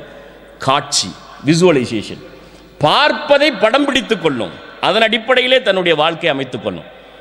அத்தா ட்ரெஸ் பண்ணுற மாதிரியே மகன் ட்ரெஸ் பண்ணுவான். பொம்பளை பிள்ளை உம்மாவை பார்க்கும், உம்மா பேசுகிற மாதிரி, உம்மா நடவடிக்கை எல்லாத்தையும் அப்படியே பார்த்து. அதனால தான் இன்னும் இது கருவிலிருந்தே உருவாகி வருகிறது. தமிழ் சமூகத்தில் சொல்லுவாங்க, நிறமாச கர்ப்பிணிமா நீ நல்லதையே பேசு, நல்ல செய்தியே கேளு, நிறமாச கர்ப்பிணி அப்படின்னு சொல்லுவாங்க. ஏன்? அந்த செய்திகள் உள்ளே போய் குழந்தையினுடைய வயிற்றிலே அது தொடர்பு ஏற்படுத்தும் அப்படிங்கிறதுனால. அதனால் பாசிட்டிவான வார்த்தைகளை சொல்லி சமூகத்திற்கு தன்னம்பிக்கை ஏற்படுத்து, உள்ளத்தை வலிமைப்படுத்துவது. நீங்கள் எல்லாம் போர்கள் இஸ்லாமிய வரலாற்றில் நடைபெற்றிருக்கக்கூடிய போர்களை நாம் பார்த்துருக்கிறோம். எல்லா போர்களையும் நம்ம பார்த்தோம் அப்படின்னு சொன்னால் வரலாற்றில் வெற்றி பெற்றிருக்கக்கூடிய போர்களில் முஸ்லீம் சமுதாயம் இஸ்லாமிய மார்க்க விழுமங்களோடு வாழ்ந்த காலத்தில் எல்லாம் பார்த்தீங்கன்னா 20,000 படைகள் போய் 2 லட்சம் படைகளை வீழ்த்தினார்கள், 15,000 படைகள் போய் 4 லட்சம் படைகளை வீழ்த்தினார்கள். இப்படியே பார்க்கலாம். ஒன்றுமே இல்லாத பாரம்பரியமும் பண்பாடும் போர் பயிற்சியும் இல்லாதவர்கள் போய் 1000 ஆண்டு பாரம்பரியம் மிக்க வல்லரசுகளை வீழ்த்தினார்கள். ரோம பேரரசு, ரோமன் எம்பையர், அலெக்சாண்டர், அகாஸ்டஸ், கிளியோபட்ரா, வளர்த்தெடுக்கப்பட்ட மாபெரும் பேரரசு எல்லாம் தவிடுபொடியானது 20,000 30,000 படைகள்கிட்ட. இந்த காட்சியை பார்க்கலாம். எதனால் ஏற்பட்டுச்சு? அது அன்றோடு மாத்திரமல்ல, கலீஃபாக்களுடைய காலத்தில் மாத்திரமல்ல, பின்னால் சுல்தான் சலாஹுதீன் அய்யூபியினுடைய காலத்திலும் அது போன்று நடந்துச்சு. என்ன காரணம் பார்த்தீங்கன்னா, படை வீரர்களுக்கு பயிற்சி அளிக்கப்பட்டது எப்படி தெரியுமா? அவர்களுடைய உணவு, அவர்களுடைய உடல் வலிமை, உள்ளம். அவங்க கண்ணுக்கு முன்னால் நான் அல்லாஹ்வுக்காக ஷஹீதாக போறேன், தட்ஸ் ஆல். அது ஒன்று தான் அவர்களுடைய குறிக்கோளாக இருந்துச்சு. அவர்களுக்கு பயிற்சி அளித்தது யார் தெரியுமா? அந்த உள்ளத்தை வலிமைப்படுத்துவதற்கு. நம்மில் சிலர் தவறாக புரிந்திருக்கிறோம். அவங்களுடைய கான்செப்டில் சில கோளாறுகள் இருக்கலாம்.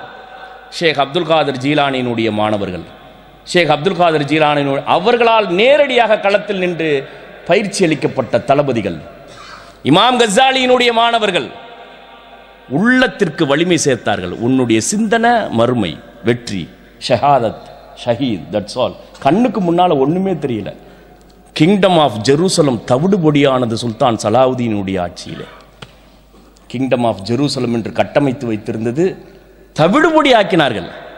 முதல் நிலை வீரர்கள் அத்தனை பேரும் பயிற்சி அளிக்கப்பட்டது யாரால் அப்படின்னு பார்த்தீங்கன்னா, இவர்களை உள்ளத்தை வலிமைப்படுத்தினாங்க. வயிறு, உள்ளம், உடல் ஒரு மனிதனுடைய, ஒரு சமூகத்தினுடைய வெற்றிக்கு அடிப்படையானது.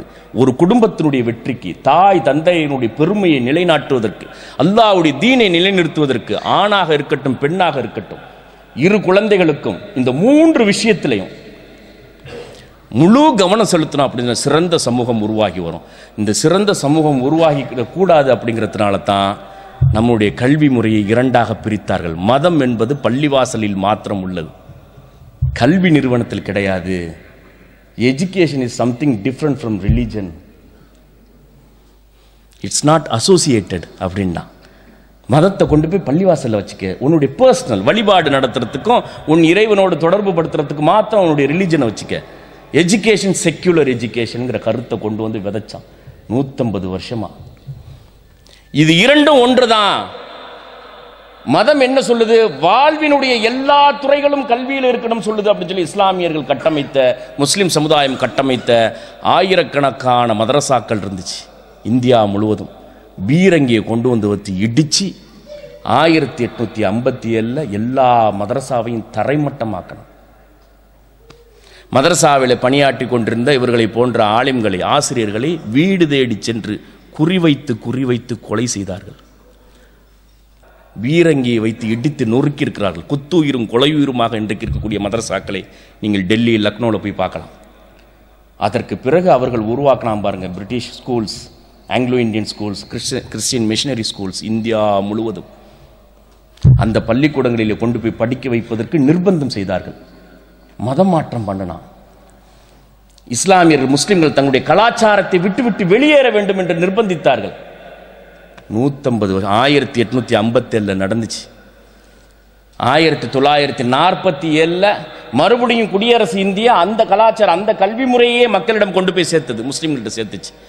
இவனுடைய கலாச்சாரத்தை இழந்து அடையாளம் இழக்கப்படணும். மதத்தையும் அறிவையும் கல்வியையும் தனியாக பிரிச்சிட்டோம்னா போதும். இந்த ஜெனரேஷன் உருவாகி வரும்போது நமக்கு அடிமையான ஜெனரேஷனாகவே உருவாகி வரும். இப்போ படித்து முடித்தோடனே பையன் யோசிக்கிறான் பாருங்க, யூகேக்கு. நம்மளே சொல்கிறோம் பாருங்க, ஆர்கிடெக்ட் படிக்கணும்னா எங்கே போகணும்? யூகேக்கு தான் போகணும். திருடிட்டு போய் வச்சிருக்கிறான் எல்லாத்தையும். அந்த மொழி தான் மேன்மையானது, அவன் போட்டிருக்கிற ட்ரௌசர் தான் மேன்மையானது, அவனுடைய கலாச்சாரம், டேபிள் கலாச்சாரம், பஃபே சிஸ்டம், அவனுடைய மானிட்டரி சிஸ்டம், பொருளாதார கொள்கை, அவனுடைய சமூகவியல் கொள்கை, வேளாண்மையில், எல்லாத்துலேயும் முழுக்க முழுக்க எஜுகேஷனில், ஹையர் எஜுகேஷனில், மருத்துவத்தில், உணவில், உண்ணுகின்ற வடிவத்தில், வேளாண்மையில் என்டையர்லி கொண்டு வந்து நீக்க மர நிறைச்சி வச்சுட்டான். பகுத்து பார்க்க முடியாத அளவுக்கு, பிரித்து பார்க்க முடியாத அளவுக்கு நிறைச்சி வச்சிருக்கிறான். இப்போ என் புள்ள அடுத்து வரக்கூடிய தலைமுறை இதை பிரித்து பார்த்து, ஹலால் ஹராமை பார்த்து இஸ்லாமிய கலாச்சாரத்தின் அடிப்படையில் வளரணும் அப்படின்னா நம்ம என்ன செய்யணும்? இப்போ அவன் உடைச்ச கல்வியை மறுபடியும் சேர்க்கணும். கல்வியும் மதமும் ஒன்றோடு ஒன்று சேர்ந்து, இஸ்லாமிலிருந்து கல்விங்கிற ஒரு கான்செப்ட் பிரித்து எடுக்கவே முடியாது. இஸ்லாம் தான் கல்வி, கல்வி தான் இஸ்லாம், வேற ஒன்றும் கிடையாது. அதில் இல்லாத துறைகளே கிடையாது. இஸ்லாமிய பொருளாதாரம் எடுத்துக்கலாம், இஸ்லாமிக் எக்கனாமிக்ஸ் தனியாக எடுத்துகிட்டு அதை பாடம். இன்றைக்கி படிக்கக்கூடிய பிஏ எக்கனாமிக்ஸ் படிக்கக்கூடிய மாணவன் எதை படிக்கிறான்? Purely western economics, capitalism. Commerce படிக்கிறான், பிகாம் படிக்குது புள்ள, என்ன படிக்குது? பியூர்லி வெஸ்டர்ன் கான்செப்ட் படிக்குது. இதிலிருந்து எடுக்கலாம். அல்லாஹ்வுடைய வேதத்திலிருந்து, பெருமானார் ரசூலுல்லாஹி ஸல்லல்லாஹு அலைஹி வஸல்லம் சொல் செயல் அங்கீகாரத்திலும் ஒரு காமர்ஸ் சப்ஜெக்ட் எக்ஸ்ட்ராக்ட் பண்ணி எடுக்கலாம். யார் எடுக்கிறது? எடுக்கக்கூடிய ஆட்கள் எங்க? ஒரு பிகாம் சிலபஸ் உருவாக்கணும் ஆள் எங்க? கிடையாது. உள்ளத்தை குறித்து பெருமானார் ரசூலுல்லாஹி ஸல்லல்லாஹு அலைஹி வஸல்லம் சொன்னாங்க. சைக்காலஜி படிக்குது புள்ள, சைக்காலஜி சப்ஜெக்டை யார் உருவாக்கி வச்சிருக்கிறது? கடவுளை மறுத்து, இறைவனுடைய இருப்பையே மறுத்து அதை புறக்கணித்த ஒரு அறிஞனால் உருவாக்கப்பட்ட பாடத்திட்டம். அமெரிக்காவில் பிறந்த சிக்மண்ட் ஃப்ராய்டு என்று சொல்லக்கூடியவனால் உருவாக்கப்பட்ட பாடத்திட்டம் BSc psychology, scientific study of human nature. என்னடா இது? Scientific study of human nature, the 100 book இருக்கு பாருங்க, அதுல ஒருத்தன் சிக்மண்ட் ஃப்ராய்டு. மௌலானா மௌதூதி அவர்கள் சொன்னார்கள், சிக்மண்ட் ஃப்ராய்டு ஏற்படுத்தின மாதிரியான குழப்பங்களை முஸ்லீம் சமுதாயத்தில் நவீன காலத்தில் வேறு யாரும் ஏற்படுத்தலை. சைக்காலஜி வெளியில் இருந்துக்கிட்டு பூத கண்ணாடியை வச்சு மனித உடலை வந்துட்டு ஆய்வு செஞ்சு பாடத்திட்டமாக வச்சிருக்கா. நம்ம பிள்ளைங்க அதை தான் படிச்சுட்டு இருக்கு, சைக்காலஜி. அப்போ இஸ்லாமிக் சைக்காலஜி என்ன?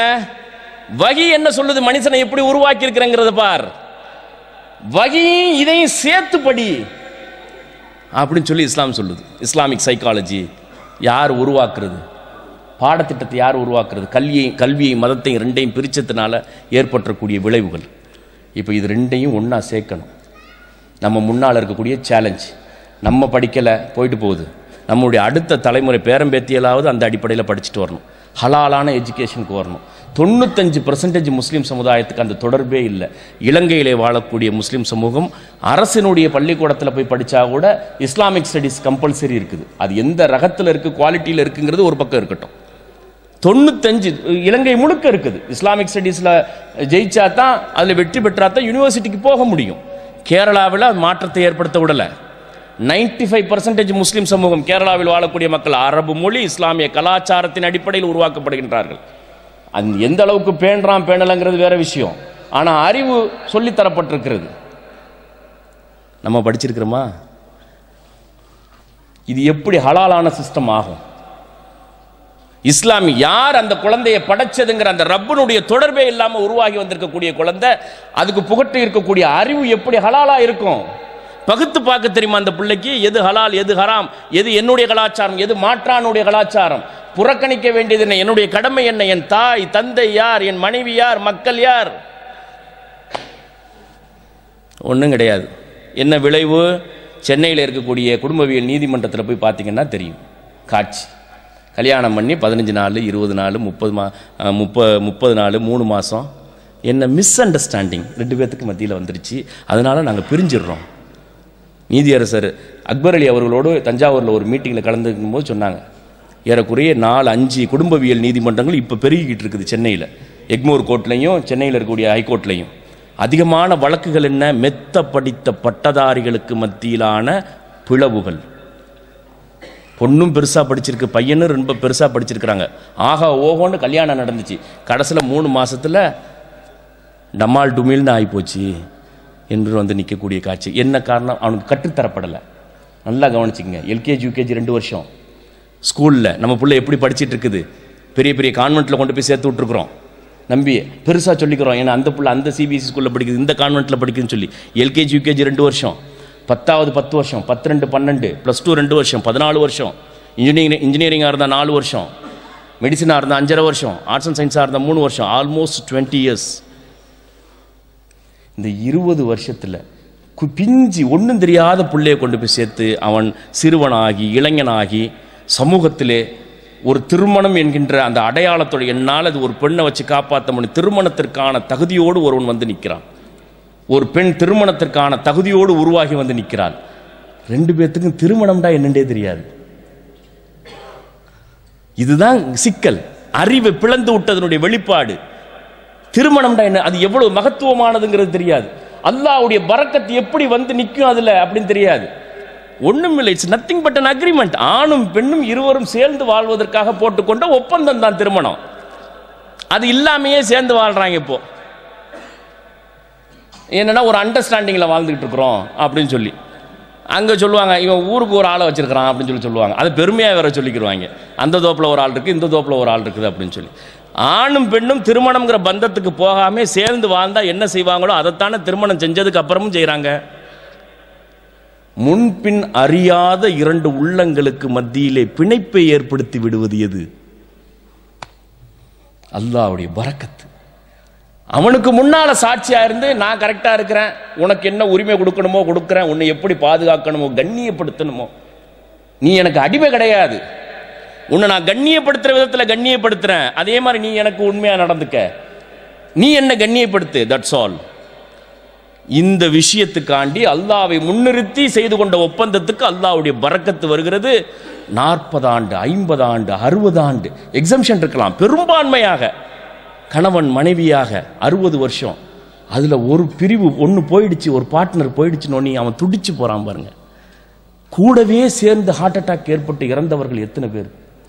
இது முஸ்லிம்களுக்கு மாத்திரம் நடக்கலை, முஸ்லிம் அல்லாத மக்களுக்கு நடக்குது. அந்த பரக்கத்து கிடைக்குது. அவனும் சேர்ந்து வர்றான். 60 வருஷம் 45 வருஷம் ஒன்றா இருந்தோம். தன் மனைவி இறந்து போன உடனே அதிர்ச்சியை கேட்டு கணவரும் அங்கேயே மடிந்தார். பத்திரிகையில் வரக்கூடிய செய்தியை பார்க்குறோம் பாருங்க. தாங்க முடியல, பிரிவை தாங்க முடியல, கட்டி போட்டு சங்கிலியால பிணைக்கப்பட்டிருக்கு பாருங்க. இந்த பந்தம் எங்க போனுச்சு? இப்போ தெரியாமலே போயிடுச்சு. என்ன, போஸ்ட் கிராஜுவேஷன் முடிச்ச MBBS முடிச்ச இவங்க இருக்கிறாங்க, பட்டங்கள் இருக்கிறது, பக்குவம் இருக்கிறதா, சொல்லி தரப்பட்டிருக்கிறதா? ஒரு பெண் என்பவள் யார்? ஆணின் கையில் ஒப்படைக்கப்பட்ட இறைவனுடைய அமானிதம். நீ உண்ணுவதை உண்ணக்கூடு, நீ உடுத்துவதை உடுத்தக்கூடு, கண்ணியப்படுத்து. பெண்களிடம் எச்சரிக்கையாக நடந்து கொள்ளுங்கள், கண்ணியமாக நடந்து கொள்ளுங்கள். சொல்லித்தரப்படலையே, பட்டதாரிகளுக்கு சொல்லித்தரப்படலையே, பிள்ளைங்களுக்கு சொல்லித்தரப்படலையே. இந்த கல்வி முறையில் தான் நம்ம வாழ்ந்துக்கிட்டு இருக்கிறோம். இது வரலாற்றில் ஒரு தொடர்ச்சியாக ரயில் வந்துக்கிட்டே இருக்குது. 1435 வருஷமாக வந்துக்கிட்டே இருந்த ரயில் இந்த 150 வருஷமாக ரயில் என்ன பண்ணிடுச்சு? ட்ராக்கை விட்டு இறங்கி தடம் புரண்டு நிற்கிது. தடம் புரண்டு தார்மாராக ஓடிக்கிட்டு இருக்குது. இந்த ட்ராக்கு தார்மாராக ஓடிக்கிட்டு இருக்க ட்ரெயினை பிடிச்சி ட்ராக்கில் விடலைன்னா அடுத்தடுத்த தலைமுறையும் அப்படியே போய்கிட்டே இருக்கும். விவரம் தெரிஞ்ச நம்மளுடைய கடமை, கட்டாய கடமை, ஒவ்வொரு ஊர்லேயும் இஸ்லாமிக் ஸ்கூல்ஸ் வேணும். இஸ்லாத்தை கொண்டு வந்து கல்வியோடு இணைக்கப்படணும். இது ஒரு பெரிய போராட்டம். 50 வருஷம் ஆகும் செஞ்சு முடிக்கிறதுக்கு. ஒவ்வொரு ஊர்லேயும் ஒரு இஸ்லாமிக் ஸ்கூல் தொடங்கி இஸ்லாமிய மார்க்கத்தின் அடிப்படையில் தலைமுறையை உருவாக்குவதற்கு குறைஞ்சபட்சம் 50 வருஷம் ஆகும். விதைக்கணும், அறிவை விதைக்கணும், நேரத்தை விதைக்கணும், காசு அள்ளி கொட்டணும். இதுக்குண்டே தனியாக சம்பாதிக்கணும், இதுக்குண்டே தனியாக பிஸ்னஸ் பண்ணணும். எஜுகேஷன், இஸ்லாமிக் எஜுகேஷன், ஸ்கூலை தொடங்கு, காலேஜ் தொடங்கு, இஸ்லாத்தின் அடிப்படையில் சிந்திக்கவை. இந்த உலகத்தை பார்க்கறது மேற்கத்திய கலாச்சாரத்தின் அடிப்படையில், இஸ்லாமிய கண் கொண்டு இந்த உலகத்தினுடைய எல்லாவற்றையும் பார். இதை கற்றுக் கொடுக்கறது இளம் பருவத்திலிருந்தே கற்றுக் கொடுக்கணும். 18 வயசில் தொழுவ போண்டா போக மாட்டான். 4 வயசு 5 வயசுலேயே உன் வாழ்க்கையினுடைய, நீ பல்லு விளக்குற மாதிரி, டாய்லெட் போகிற மாதிரி, ட்ரெஸ்ஸு போகிற மாதிரி, உன் வாழ்வினுடைய அங்கம் என்ன? பள்ளிவாசலுக்கு போகணும், தொழுகணும், மரியாதை செலுத்தணும், கண்ணியப்படுது. இதெல்லாம் வாழ்வினுடைய அங்கமாக வரணும். இது எங்கேருந்து உருவாக்கப்பட்டுச்சு? From schools. பயிற்சி. இஸ்லாம் என்பது பிரச்சாரம் கிடையாது, தர்பியா, பயிற்சி. இஸ்லாத்தை எப்படி செய்யணும்? செய்தியை உள்வாங்கி உள்ளத்தோடு மிங்கிள் பண்ணி உள்ளத்தின் அடிப்படையில் செய்யணும். ஒரு தொழுகையை நிலைநிறுத்தும் போது அல்லாஹ் எதை பார்க்குறான்? ஆக்ஷனையா?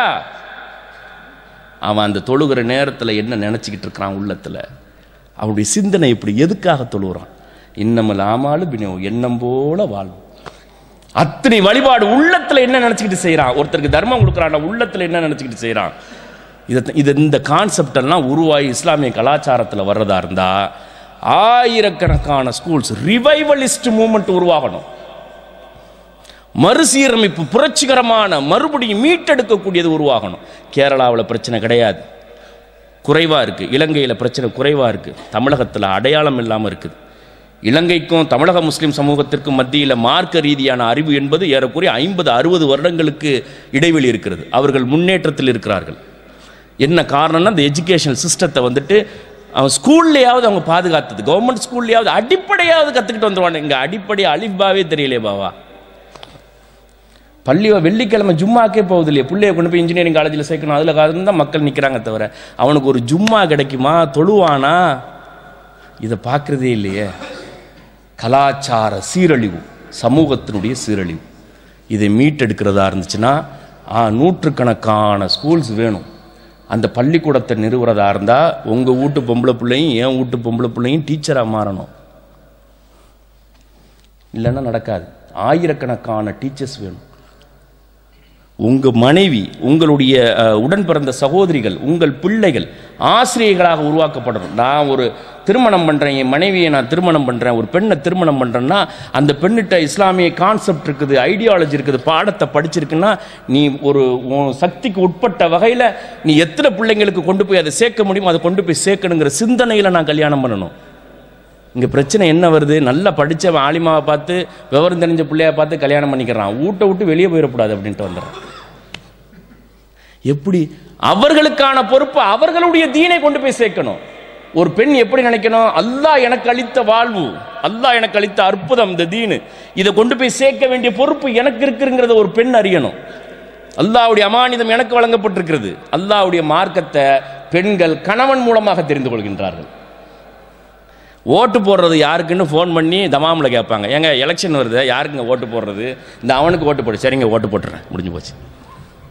என்னங்க செய்யணும், இதுக்கு என்னங்க செய்யணும், இந்த அப்படி செய்யும், சரிங்க செஞ்சிடறேன். மார்க்கம் சொல்லி இருக்கக்கூடிய விஷயத்தை அந்த மக்களுக்கு எடுத்து சென்றிருக்கிறோமா? எடுத்து செய்யல. பள்ளிவாசலில் வெள்ளிக்கிழமைக்கு விட மாட்டுக்கிறோம், தொழுவரத்துக்கு விட மாட்டுக்கிறோம், வெள்ளிக்கிழமை ஜும்மாவுக்கு விட மாட்டுக்கிறோம். எங்கே தான் போகும் அந்த மக்கள், அந்த சமூகம் எங்கே போகும்? தீனை தெரிஞ்சுக்கிறதுக்கு எங்கே போகும்? அவர்களுடைய கவலைகள், அவருடைய உள்ளங்கள் ஒரு ஆண்னால புரிஞ்சுக்கிற முடியுமா? நெவர். புரிந்து கொள்ளவே முடியாது. ஒரு பெண்ணை ஒரு நாளும் புரிந்து கொள்ள முடியாது. அந்த பெண்களோடு இருக்கின்ற போது நெருக்கமாக இருப்பார்கள். கவலையெல்லாம் கொண்டு போய் இன்னொரு பெண்ணிட்ட கொட்டுறது தான் பெண்ணினுடைய இயல்பு. அதுக்கு இன்னும் சொல்லுவாங்க, வேலைக்கே போயிடுறீங்க, காலையில் போயிட்டு சாயங்காலம் வர்றீங்க, பார்க்கவே முடியலை, என்கிட்ட இருந்து செத்த நேரம் பேசிக்கிட்டு இருக்க மாட்டீங்களா? எத்தனை வீட்டில் கேட்குறாங்க, செத்த நேரம் பேசிக்கிட்டு இருக்கலங்க. இல்லை இல்லை இரு, முக்கியமான ஃபேஸ்புக்கில் வந்துருக்குது, வாட்ஸ்அப்பில் வந்துருக்குது, டிவியில் போயிட்டு இருக்குது, செத்த நேரம் இரு. இப்போ அவங்களும் பார்த்துக்கிட்டு ஒரு ஃபோனை வச்சுக்கிட்டாங்க, இவங்கள்ட்ட சொல்லி மாளாதீங்க நீ அப்படின்னு சொல்லி. இந்த கவலை உள்ளத்தில் இருக்க கொண்டு போய் எங்கே நான் கொட்டுறது? என்னுடைய கவலைகளை நான் ஷேர் பண்ணணும். எனக்கு ஒரு வடிகால் வேணும். நீ 1000 இடத்துக்கு போகிற, 1000 ஃப்ரெண்ட்ஸ் இருக்கிறாங்க, 1000 விஷயத்தை நீ சொல்லிடுற, நான் யார்கிட்ட போய் சொல்லுவேன்னா? செத்த நேரம் பேசிக்கிட்டுறா, என்கிட்ட செத்த நேரம் பேசிக்கிட்டு. நானும் இப்போ சமீப காலமாக எல்லா நிகழ்ச்சியும் சொல்கிறது, கணவனும் மனைவியும் அதிகமாக பேசிக்கொள்ள வேண்டும். ஒரு எந்திரிச்சு சொன்னார், 10 நிமிஷம் பேசினாவே வெட்டுக்குத்து வந்துடுது, எங்கே நீங்கள் பேசிக்கிட்டு இருக்கிறது. அவ்வளவு தூரம் மக்கள்கிட்ட மாறி போயிருக்கிறது. ஆம்பளை பறக்கிறான், 1000 டிஸ்ட்ராக்ஷன் அவனுக்கு, ஒரே நேரத்தில் பல வேலையை செய்கிறான். அன்னைக்கு அப்படி மாறி போயிருக்கிறது. ஒரே நேரத்தில் பல வேலையை செய்யக்கூடியவனாக மாறி போயிருக்கிறது. பெண்களுக்கு வடிகால் வேணும். பாதை இந்த இளம் பருவத்தில் பள்ளிக்கூடத்துக்கு போகும்போது பாதை மாறி போகக்கூடிய பெண்களை 100 பேர்த்து எடுத்துகிட்டு நீங்கள் ஒரு 60-70 பெண்களை நீங்கள் கேட்டு பாருங்கள், எனக்கு அன்பு கிடைக்கல, எங்கள் அத்தா எரிஞ்சு விழுவுறாரு, எங்கள் அம்மா எரிஞ்சு விழுவுது, அத்தாக்கு அம்மாவுக்கு 1000 பிரச்சனை. அவன் சும்மா எங்கேயே தெருவில் நிற்கிறான், வருவான், அவன் 4 வார்த்தை நல்ல அவன் சொல்கிறத இவன் காது கொடுத்து கேட்குறான், முடிஞ்சு போச்சு. சரண்டர். அதான் பெண் இனம். ஆண் வேற ஒன்றும் செய்ய தேவையில்லை, வாயை பொத்திக்கிட்டு காதை மட்டும் திறந்து வச்சுக்கிட்டு நீ சொல்கிறதெல்லாம் சொல்லு, நான் கேட்குறேன்னு உட்காந்துட்டா போதும். நம்மள்கிட்ட சரண்டர் ஆயிரு. பெண்களுடைய இயல்பு இதை மாற்றவே முடியும், இந்த இயல்பை மாற்ற முடியாது. உள்ளத்துக்கு நிம்மதி வேணும், அதை நம்ம கொடுக்கக்கூடிய மக்களாக நாம் மாறணும். மிக முக்கியமாக இந்த கருத்து வேறுபாடுகளுக்கு எல்லாத்துக்கும் காரணம் என்ன அப்படின்னு பார்த்தீங்கன்னா, இந்த ஸ்கூல் எஜுகேஷனை மாற்றி அமைக்கணும். அதுக்கு ஆயிரக்கணக்கான பள்ளிக்கூடங்கள் வேணும், லட்சக்கணக்கான டீச்சர்ஸ் வேணும். பொம்பளை பிள்ளையே டீச்சிங் செக்டாரை நோக்கி ஒரு நிமிஷம் கற்பனை பண்ணி பாருங்கள். இங்கே ஒரு 500 பேர் இருக்கிறோம். இந்த 500 பேரும் ஒரு பிள்ளையே ஆசிரியையாக உருவாக்கி கொண்டு வர்றோம், தம்புள்ளைய இல்லைன்னா தன்னுடைய மனைவியை ஆசிரியர் பணிக்கு கொண்டு போ, அல்லாஹ்வுடைய அருள் நிறைந்த பணி, அல்லாஹ்வுடைய தீனை கற்றுத்தருவதற்கு அவளுக்கு வாய்ப்பளித்திருக்கிறான் அப்படின்னு சொல்லி சொன்னால் இந்த 500 பேர்த்துல இந்த 50 பேர் கல்வியாளர்களாக மாறுவார்கள், எஜுகேஷனிஸ்டாக மாறுவாங்க. அதிலிருந்து ஒரு 15 பேர் கரிக்குலம் டிசைனராக மாறுவார்கள், பாடத்திட்டத்தை வடிவமைக்கக்கூடியவர்களாக மாறுவார்கள். அதில் 2 பேர், ஒரு பேர் தமிழகத்தின் இந்தியாவினுடைய டாப் மோஸ்ட் போஸ்ட்டுக்கு போவாங்க. கல்வித்துறை முஸ்லீம்கள் கையில் மாறிடும் ஒரு 15-20 வருஷத்தில். அதுதான் இலக்கை நோக்கி டார்கெட் அடிக்கிறது. அதனால் பெண்களை இன்ஜினியரிங் படிக்க வைக்கிறது 10 பைசாக்கு புண்ணியம் இல்லாதது. இதை பலருக்கு கருத்து வேறுபாடு இருக்கலாம். படித்த பெண்கள் எல்லாம் என்ன செய்கிறாங்கன்னு நீங்கள் ஒரு நிமிஷம் கற்பனை பண்ணி பாருங்க. 4 வருஷம் படிக்க வச்சு 4-5 லட்சம் ரூபாய் கொண்டு போய் கொட்டி கடைசியில் என்ன பண்ணுது அந்த பிள்ளை? கம்ப்யூட்டரை படிச்சுட்டு மற்ற ஈஸியை முடிச்சுட்டு வந்திருக்குது. படித்து முடிச்சுட்டு என்ன செய்கிறாங்க அவங்க? கல்யாணம் பண்ணி முடித்தோடனையும் சட்டிப்பான ஆப்ரேட்டிங் முடிஞ்சு போச்சு. அவள் வாழ்க்கை அதோட முடிஞ்சு போச்சு. அது தொழில்நுட்ப படிப்பு, அது ஆணுக்கு பொருந்த கொஞ்சம் சம்பாதிக்கிறது. பெண்ணுக்கு அறிவு சார்ந்த படிப்பு, தலைமுறையை உருவாக்கக்கூடியவள் பெண், மல்டிப்ளை பண்ணக்கூடிய, ஆணுக்கு பெருக்கக்கூடிய ஆற்றல் கிடையாது. அதனால தான் அல்லாஹ் திருமறையில் விளைநிலங்கள்னா ஏன் எதை போட்டாலும் 1000 பெருக்கும். ஒரே ஒரு விதையை போட்டால் 1000கணக்காக பெருகுது பாருங்க. விளைநிலங்கள், விளைச்சல் அப்படித்தான். ஒரு கோதுமையை போட்டால் 1000கணக்கான விளைச்சல், ஒரு நெல்லை போட்டால் 1000கணக்கான விளைச்சல். அறிவை கொடுத்தா அறிவை பெருக்கக்கூடிய ஆற்றல் பெண்ணுக்கு இருக்கிறது. கலாச்சாரத்தை, பக்குவத்தை, சிந்தனையை எல்லாத்தையும் பெருக்கக்கூடிய, தலைமுறைக்கும் பெருக்கக்கூடிய ஆற்றல் பெண்ணுக்கு இருக்கிறது. பெண்ணிடமிருந்து தான் உருவாக்கம் பெறுகிறது. ஆண் விதை, பெண் விளைநிலம். அந்த பெண்களை கல்வித்துறையை நோக்கி நம்ம உருவாக்கணும். நீங்கள் வந்திருக்கக்கூடிய மக்கள் ஒவ்வொருத்தரும் உங்கள் ஊரில் நீங்கள் ஒரு நர்சரி, பிரைமரி இஸ்லாமிக் ஸ்கூலை தொடங்கணும். அடுத்தடுத்த தலைமுறை பெரிய மாற்றம் ஏற்படும். உங்கள் பொம்பளை பிள்ளைங்களை கல்வித்துறையை நோக்கி உருவாக்கணும். 9 வருஷத்துலேயோ அல்லது ஒரு 20 வருஷத்துலையெல்லாம் மாற்றத்தை ஏற்படுத்திட முடியாது. நமக்கு 50 வருஷம் உழைக்கணும். அதுக்காகவே நம்ம எல்லாத்தையும் செலவு பண்ணணும். அப்போ தான் மாற்றத்தை ஏற்படுத்த முடியும். ஒரு குடும்பமோ ஒரு தனி மனிதனோ வாழ்ந்தாலும் தாழ்ந்தாலும் 40 வருஷம் ஆகும். 40 வருஷம் கழிச்சு தான் மாற்றமே, சிந்தனை மாற்றமே ஏற்படும். பொறுத்திருந்து விதைச்சா ஒரு தொழில் நிறுவனத்தை கட்டி காப்பாற்றுறான் பாருங்க. சக்சஸ் பண்ணியிருக்கக்கூடிய தொழிலதிபர்கள் எல்லோருடைய வாழ்வையும் நீங்கள் பாருங்க. பல தோல்விகள், அவமானங்கள், பலவிதமான கேவலமான வார்த்தைகள் எல்லாத்தையும் சகிச்சு கட்டி காப்பாற்றினான் பாருங்க. அந்த தொழில் பெரிய நிறுவனமாக மாறி இருக்கும் பிற்காலத்தில். அத்தகைய பக்குவமிக்கவர்களாக எல்லாம் வல்ல இறைவன் நம்மை ஆக்கித்தர வேண்டும். கல்விக்காக நாம் முழுக்க வாழக்கூடியவர்கள, சமூகத்தை புனரமைக்கக்கூடிய ஆற்றல் அது ஒன்றுக்கு மட்டும்தான் இருக்கிறது. அதை மாற்றி அமைக்கக்கூடிய சக்தி இஸ்லாமிய கல்வி அவசியம் தமிழகத்தில் நம்ம ஏற்படுத்தணும். மாற்ற வேண்டிய கட்டாயம் இருக்கிறது. மாற்றத்தை ஏற்படுத்தக்கூடிய சக்தியையும் திராணியையும் எல்லாம் வல்ல இறைவன் நம் அனைவருக்கும் தந்தரல வேண்டும். வாஹிர் தாவானா அல்ஹம்துலில்லாஹி ரப்பில் ஆலமீன். அஸ்ஸலாமு அலைக்கும் வரஹ்மத்துல்லாஹி வபரகாத்துஹு.